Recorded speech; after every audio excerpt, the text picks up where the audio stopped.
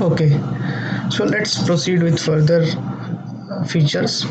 Okay, so now we'll go for if statement, right? So what is if statement?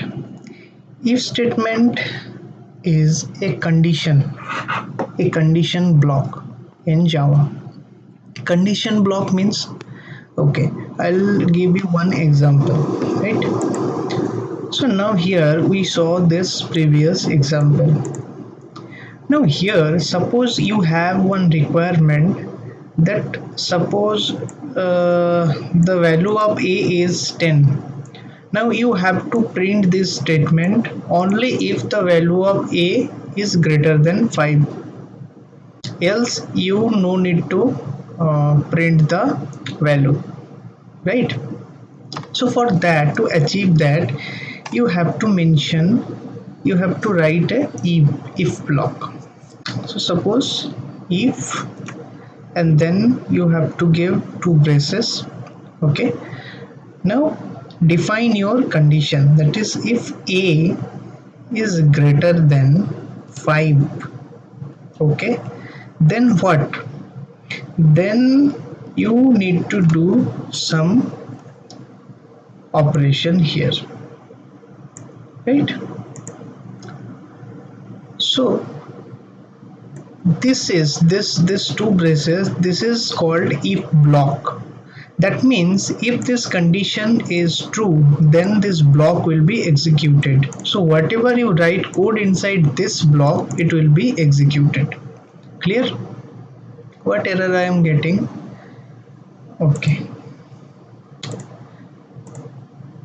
I'll means actually in a static method, if you use any variable that has to be static, you will see it later. So what were we? That is the if block. So now I'll just cut this and I'll paste it over here. So now run this program. Okay,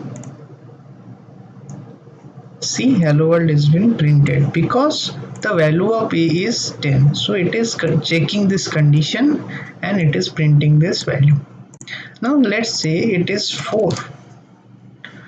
So at that time, if I run it, see nothing has been printed because the value of a is 4, which is less than 5. So this condition is false. Okay, now there will be some condition, some requirement that's okay. If this condition is not true, then don't execute this, but execute something else. So then the feature of else comes into picture. So you have to write else, then again you have to start the block. This is your else block. Here you have to write some code. Let's say is out .out.println else block execution, right? So now run this program. See, else block execution has been printed. So that means first of all this condition will be checked. If that is okay, then it will be printed. It will not go to this block. So these are correlated, these two block. Either this or this block will be run, right? So understood? So in this case it is getting false, that's why this is being executed. Okay, so next is using for loop. Okay, so for loop you need to use only when you want to iterate your code multiple times. Okay, so you want to execute your code multiple times. So to achieve that, okay, I'll just comment all this. So to comment, see here you have to give this sign and here this sign. Okay, that is slash and then star. Here also same, right? So whatever code you have written in between, that will be commented. So that means there is no value in this code. Okay, it will Java compiler or interpreter will not execute this code. Okay, so now we'll see how you have to use for loop. For that, just write for, then two braces. Now inside this you have to set one counter variable. For example, int I equal to 0.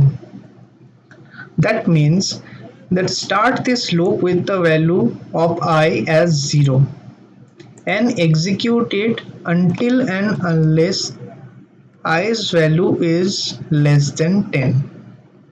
Okay, and increment i's value by 1 each and every time. That is the meaning. Okay, now again you have to start this block. So for everything, like every condition or every loop or something, you have to mention this block. Okay, now you want to write here, suppose, okay, the value of I equals to, okay, so like that you are printing the variable of I. So what will happen here? See, so what will happen, first of all the value is 0.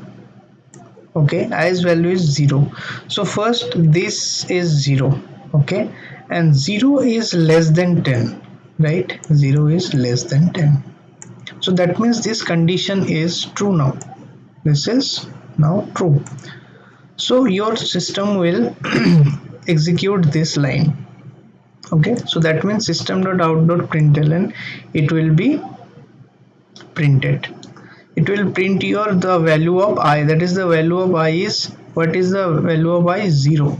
Then it will execute this, that is I plus plus. That means it will be incremented to the value 1.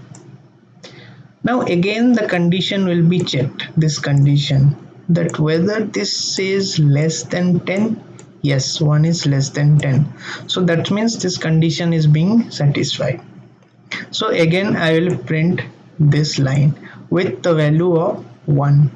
So until and unless it reaches to 9, the code will execute.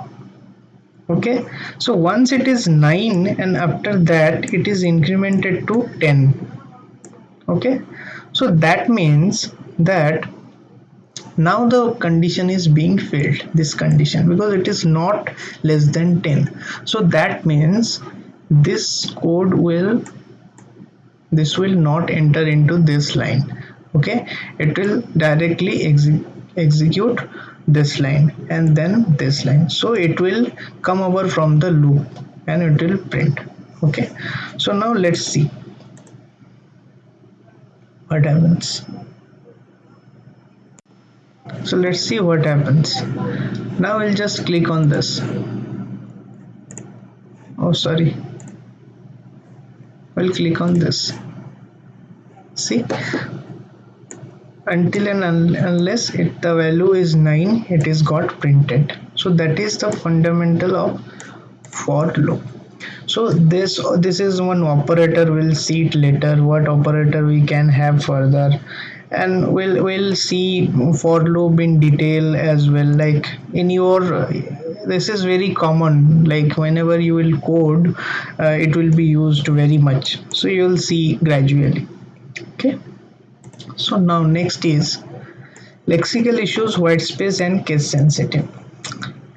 So it is nothing like Java doesn't consider blank space. Okay, it will just simply avoid. So that means there is no problem if you give here one space or two space, three space. That is same for Java. It doesn't vary anything in your programming. So that is white space. And then case sensitive. Case sensitive is like int a, this is int a, Okay, and now if you declare one more variable with cap say, both are different. Okay, this is different variable, this is different variable, right? So it is very important in Java, and it is very crucial also. Like, see here in system.out.println, this is cap. Okay, this s is in capital. So that means if you give here small s, it will throw you an error, right? So that is case sensitivity of Java. Now, what are the data types?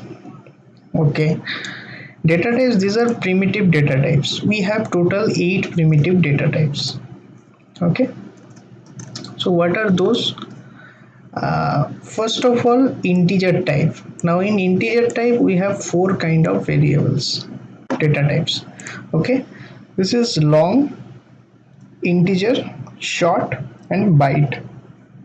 Now this long is of 64 bit, so only the difference is in holding the value, the integer value.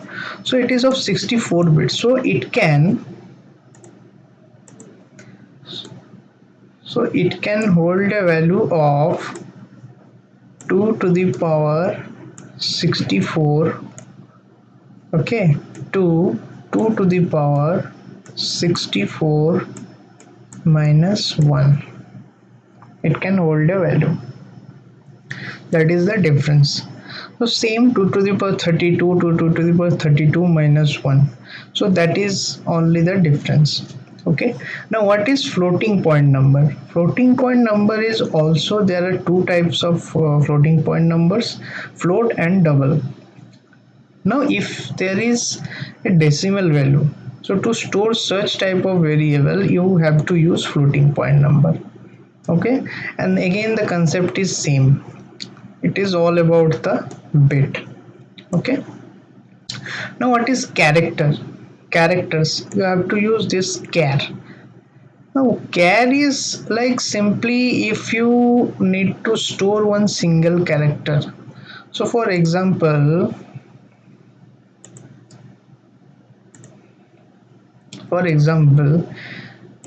if I go to here,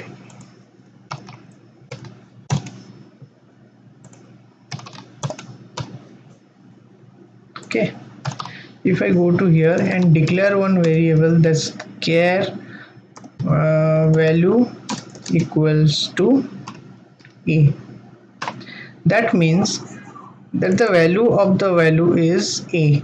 So if I print it, out, then control space, okay, and then you just mention the value. So if I run this, see a has been printed.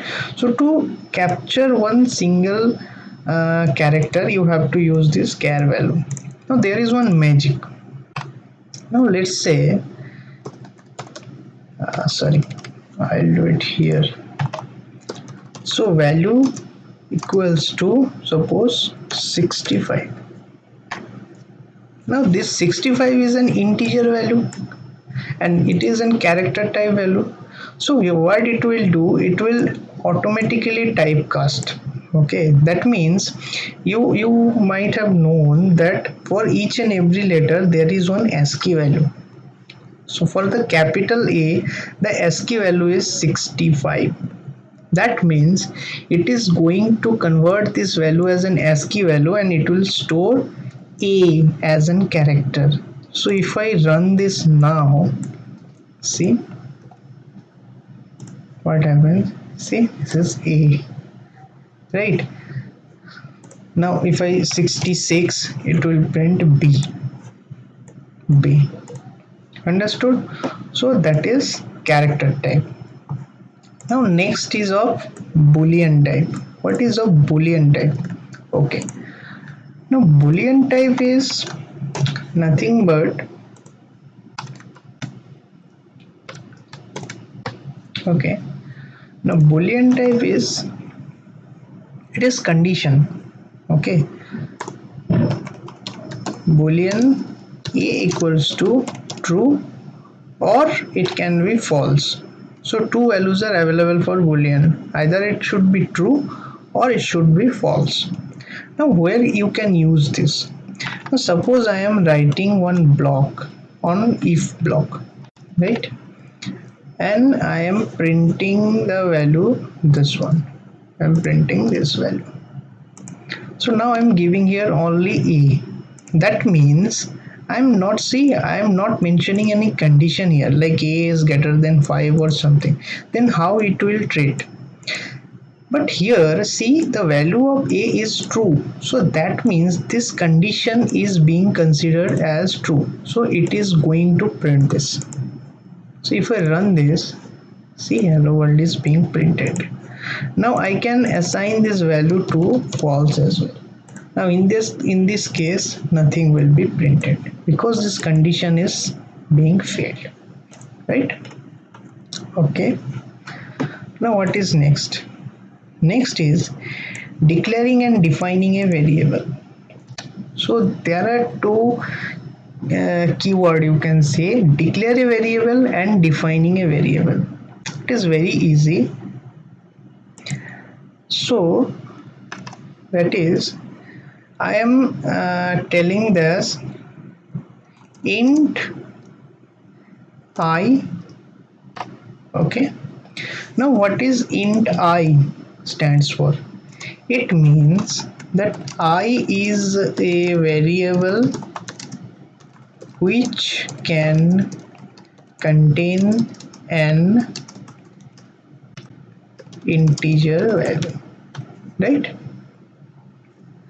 So it means that, but I have not yet assigned any value into it, so that means I have only declared the variable, I have not yet defined it. Now I am telling I equal to 10.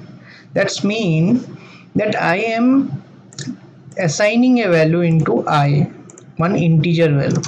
It is called defining the variable, right? Understood? Okay. Next is now arrays. We have to work with arrays. Okay. So for that, what is an array? Okay. Now suppose we have some requirement that there is a school. Okay, there is a school. Now here there are 100 of students. So for 100 of students, there are roll numbers, 100 roll numbers, right? Now the system needs to capture each and every roll number of each and every student. Now obviously to achieve this you have to use 100 variables to store 100 values. That means you have to do like int I equals to suppose 1, and then a equals to 2, b equals to 3. So that is not a good practice. You cannot like define 100 variables. It is not an efficient coding. So to achieve that, what we'll do, we have one concept of array. What is an array? That is, it is a block, it is a continuous memory allocation. Okay, and in here there will be multiple cells which can capture multiple same kind of data variable. Okay, 1 2 3 4 5 6 7 8 9. Okay, so the size is 9. Now instead of, so I will just now define one single variable.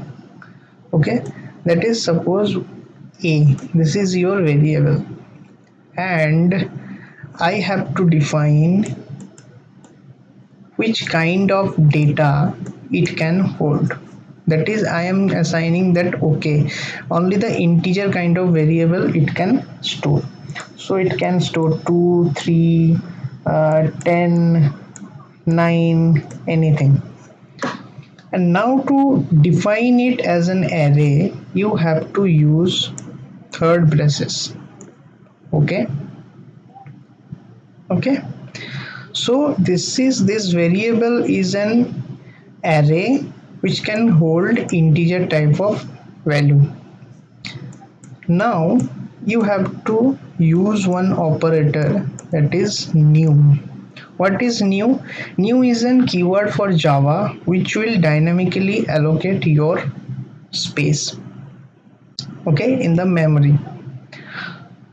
And then you have to write new int, then braces, and then how many values you want to store. So here it is 9 value, so you have to mention it here as 9. So this is your array declaration, right? That means that in memory there is only one single variable has been created for which there are 9 pockets which can contain integer type of value. That is the explanation. So let's see here. Okay, now here suppose int a equals to new int and then 5, right? Okay, now to assign this value, what will happen? Okay, sorry, I forgot to tell you one thing. Now as I mentioned here, let's suppose there are multiple blocks here. Okay, so 1 2 3 4 5 6. Now how to access on this particular cell, right? So this particular cell will start with index 0, then 1, then 2, 3, 4 and 5. So total size is 6, so I am making it as 6. Okay, I'll make it as 6. And then what I have to do, you have to just write a, that is the variable name, then third braces, then give the index of that particular location. So a of 0 equal to 5. That means that value of 5 is assigned here, right? Correct. So that's it. Okay, now see, so here I am mentioning, right, a of 0 equal to 5, a of 1 equal to 6 and so on.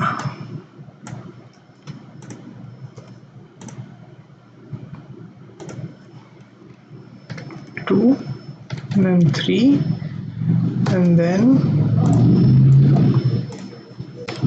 4.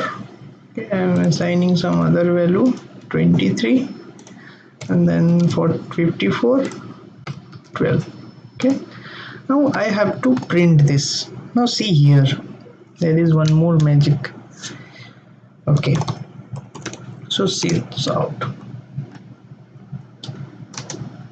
Now value equals to plus a of 0. See, if I run this program, see 5 has been printed because the value of this is 5. Now you have one requirement, is you have to print out the entire value, right? So you cannot write like that, like a of 0, a of 1, a of 2, a of 3. So now here you can use for loop, right? How you can use? So I can define one variable int I equals to 0. Let's start the value as 0. Then I is less than, I know that size is 5. So that means I have to iterate the loop till 5. That means till 4. Okay, and then I plus plus. Then write your code. What you should write here? So sys out, okay, value equals to, what you have to write here, a of I. That means the value of I is 0, so 0, a of 0 will print, then again it will be 1, so a of 1 will be printed. Like that the entire array will be printed. So run it, see, all the value has been printed correctly. Okay, sorry, I'll just comment this, then run it, see. Okay, so this is your array. Now you can declare it other way as well. So instead of this, you can write it as int a, then third braces equal to new int of 5. So it will give you the same result. It is not a problem.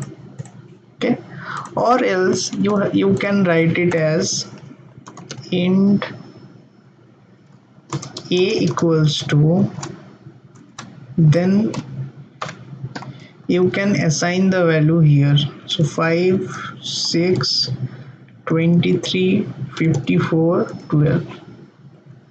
Right, so you just don't want to use this.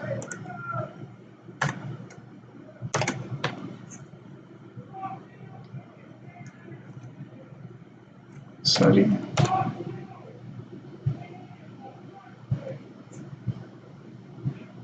yeah, that's it. So now if I run this, see, it will be printed. That means here we are direct defining the array, we are assigning the value itself during the during declaring your variable. So this is just you're defining the variable. Okay, now we have one more concept of 2D array. Now what is 2D array? So for 2D array, it is like two dimension array, right? The concept here would be, okay,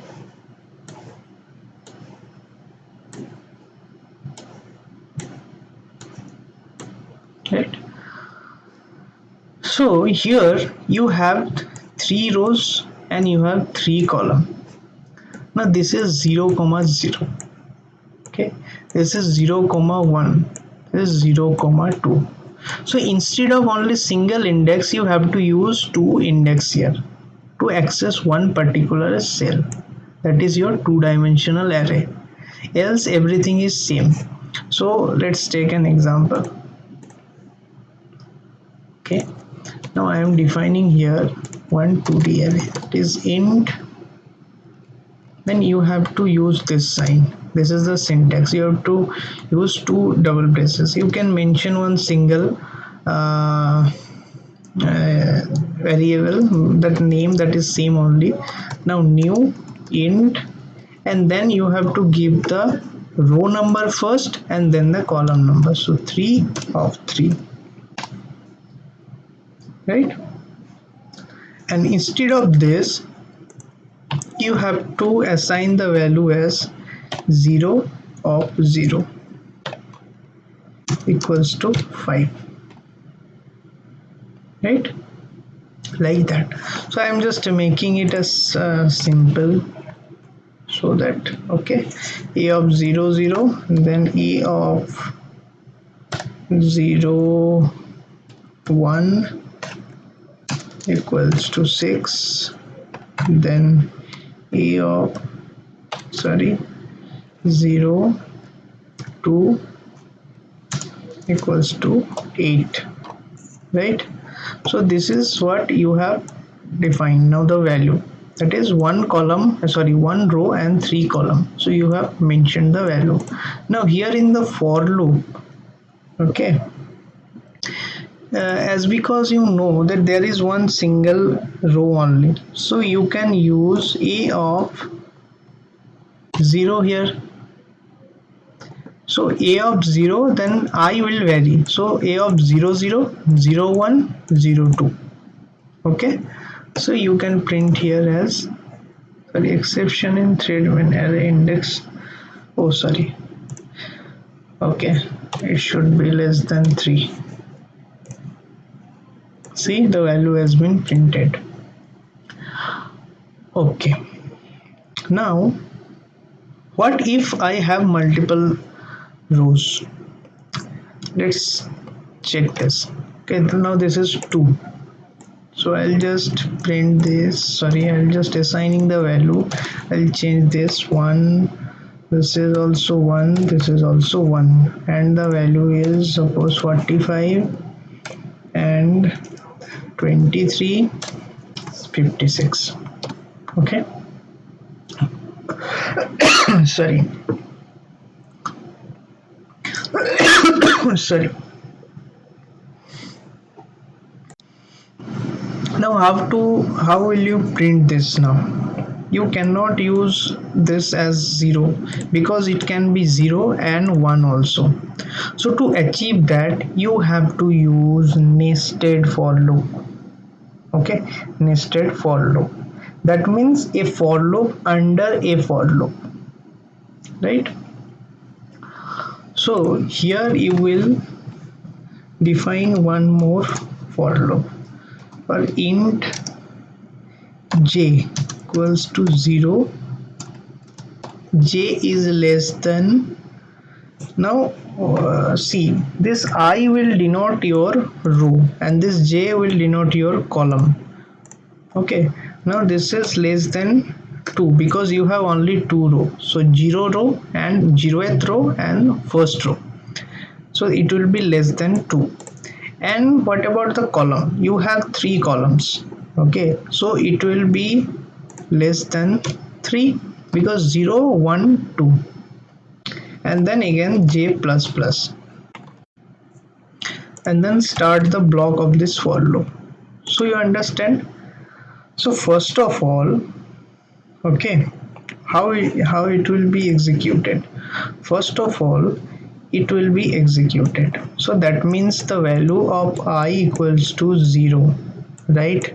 Okay, it is less than 2, yes, it is less than 2, so it is going to enter in this next block. Now here there is one more for loop. Now here the value of j is equals to 0, okay, which is less than 3, yes, it is less than 3, that means it will go to the next code, so this will be executed. Now here you have to just mention either means in case of like here you have to mention I,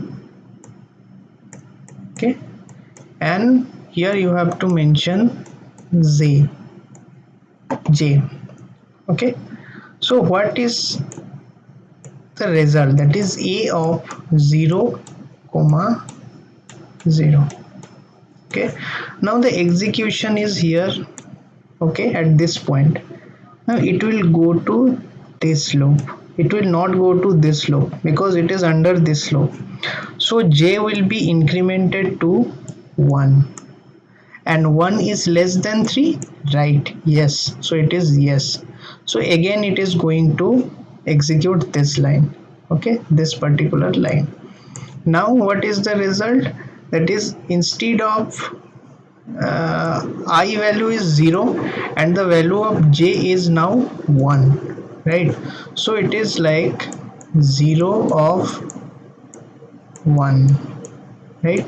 So 0 of 1 will be printed, this value will be printed. Now again it will go to this loop, this point of time, okay, and it will be incremented, so it will be 2, again it will print, so 0 of 2, okay. Now when the value of j increments to 3, that means that, okay, this condition is not satisfying, so it is not going to execute this one. So it is coming, it will exit from this loop and it will come to this loop. Okay, now what is this loop? This is the block of this first for loop, so it will go to here and now it will increment the value of I. Okay, it will increment the value of I, so it will increment to 1 and 1 is less than 2, yes, so again it will going to print this value, right?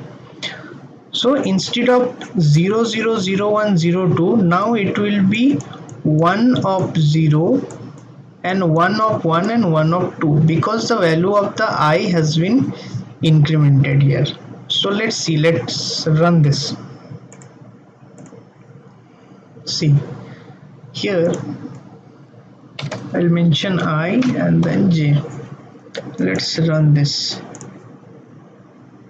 See, all the value has been printed properly, right? So you understand the nested loop. And one more thing is, when this executes 3 times, right? J is 0 1 2, 3 times it has been executed and again then it comes here.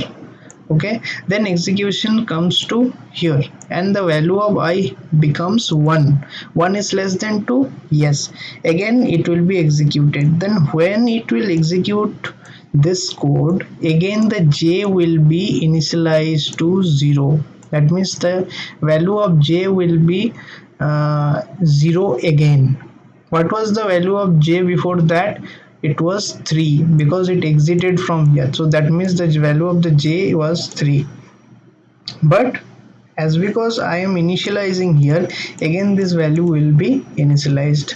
Okay, so that is your 2D array. Okay, now what is scope of a variable? So scope of a variable, as of now I can say you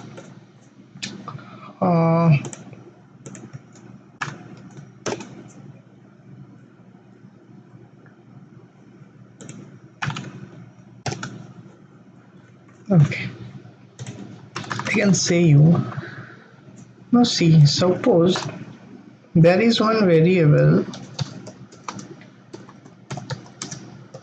value equal to 100. Okay, variable expected after this token, oh sorry, static int. Now here also I am defining one variable global equal to 150, right? And I am printing here the value of global.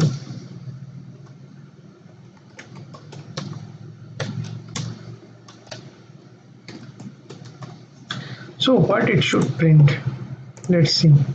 See, it will print 150 because the scope of this variable will always be picked up from the local. That means that the system will check that whether this global, is there any same variable is defined at the local level. So that is your this is your method, right?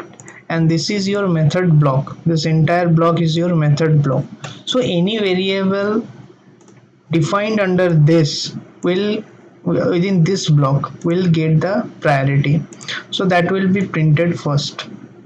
Okay, now if this variable is not present here, okay, now suppose I am omitting this, I am commenting this, so now if I run, it will take from here, that is from the class level.